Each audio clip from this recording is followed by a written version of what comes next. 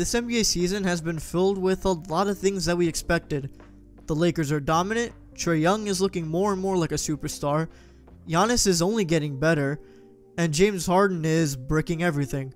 But we have also seen some things that are pleasantly surprising, and that's what we're going to be talking about in today's video. Every NBA season comes with some unexpected things, and I will be talking about 5 of the biggest surprises for me this season so far. Just remember that this is my opinion, so don't go after me too hard. If you haven't already, please be sure to subscribe and turn on your notifications for more NBA content like this. With all of that being said, let's not waste any more time and jump right into the video.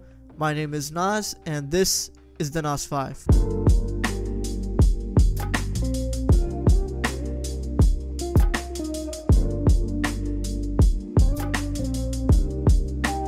Now, I know I touched on this on one of my previous videos, but in that video, I predicted that this would just be an early season slump and that it would end, especially having Carmelo Anthony, who I predicted would do well in Portland. I was right about that, as he got signed for the rest of the year, and he's actually not doing so bad, which is honestly great to see. But the Blazers are still as a team not doing so well, considering we're just about halfway through the regular season. As of the time I'm recording this video, they're 18-24 and 10th in the West. That honestly surprises me, considering that this was a team that went to the Western Conference Finals last year. You can tell that they are missing Jusuf Nurkic, and Hassan Whiteside has been a mixed bag for them, to say the least. Damian Lillard has been doing his thing like he always has. He's one of the most consistent players in the league, and he's honestly having one of his best seasons. It's kind of flying under the radar too. He's averaging 27 points and almost 8 assists a game while shooting 44% from the field. And that's not to mention the other night having 61 points. I mean, the guy's good. CJ McCollum seems to be doing well too, with him averaging 22 points while shooting 45% from the field. The only thing with him is that he's out right now with an ankle injury. It just seems like the stars are doing what they're supposed to, but we don't really hear about the other Blazers players other than Melo really standing out this season. If the Blazers don't get their act together, they're gonna miss the playoffs, and it'll be a huge disappointment for this team, to say the least.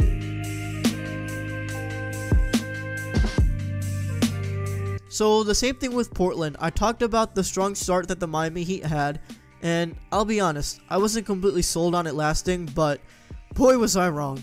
The Heat are 31-13 and have consistently stayed in the second spot in the East. I mentioned before how I was pleasantly surprised with how solid the rookies have been. Tyler Hero and Kendrick Nunn are continuing to show that they have promising futures in this league. But on top of that, Jimmy Butler is playing at an all-star level that I honestly didn't expect. Now, I know how great of a player he is. Believe me, as a Bulls fan, I know. But for some reason, I just didn't think that he would do as well in Miami, but I was wrong, I guess. He's averaging 20 points, 7 rebounds, 6 assists, while shooting 44% from the field. And at that stat line, you can also add 1 blown kiss, because that man's a savage. Having him play at the level that he is definitely gives the Heat a bump. But for me, the biggest reason for this early season success for this team is Bam Adebayo. I predicted before the season that he would be a candidate for most improved player, and he's proving my prediction right so far. In virtually every category, he's averaging a career best this year. 16 points, 10 rebounds, 4 assists, while shooting an impressive 58% from the field. I think that Bam is playing near all-star level is really giving this team the edge in terms of their success so far this season. And if everything I mentioned keeps up, if Butler continues to be the savage he is, and if Bam keeps playing at this level, and the rookies continue to improve, the Heat are going to put themselves in a really good position come playoff time, and making a deep run is entirely possible with this squad.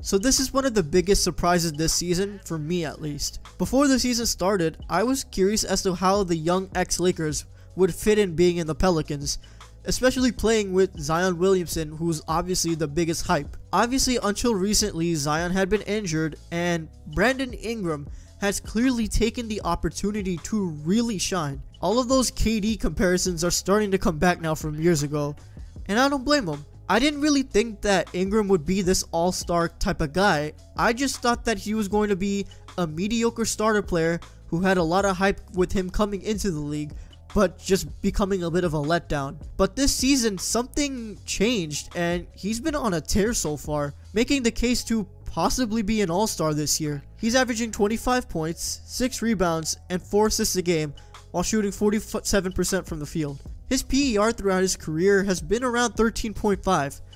It's 21 this year. His major improvement this season has been a pleasant surprise for the fans. The question I have now is, how long does this hold up? Especially now with Zion Williamson back, I wonder if he's going to continue to put up those numbers for the rest of the season, because if he does, then he's, in my opinion, the top pick for most improved player this season. His improvement, along with Zion's return, Lonzo Ball's improved game, are all just some factors that could potentially help the Pelicans make a late push to get to the playoffs by April.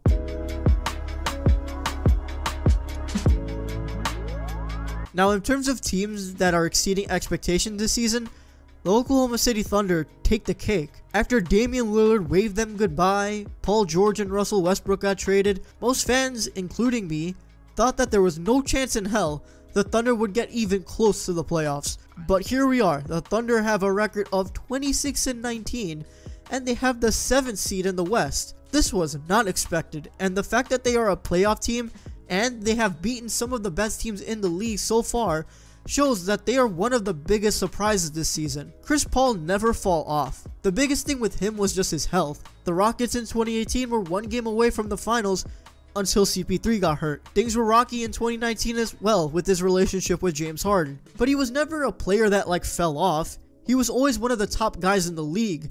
And this season, he's just reminding everyone that. He's averaging 17 points, 5 rebounds, and 6 assists, which is pretty damn good considering the team he's around and his age. But the Thunder also have a couple of pieces that have been incredibly helpful for them during the season. One of them being Steven Adams, who was one of the guys who was pretty loyal to the franchise, and he continues to be pretty productive on both ends of the floor. But for me, Shai Gilgeous-Alexander is someone who is doing incredibly well this season and showing that he has all-star potential, which is incredible to see at his age. The OKC Thunder overall have been a shock this season, but there's no doubt that they will be fun to watch in the playoffs.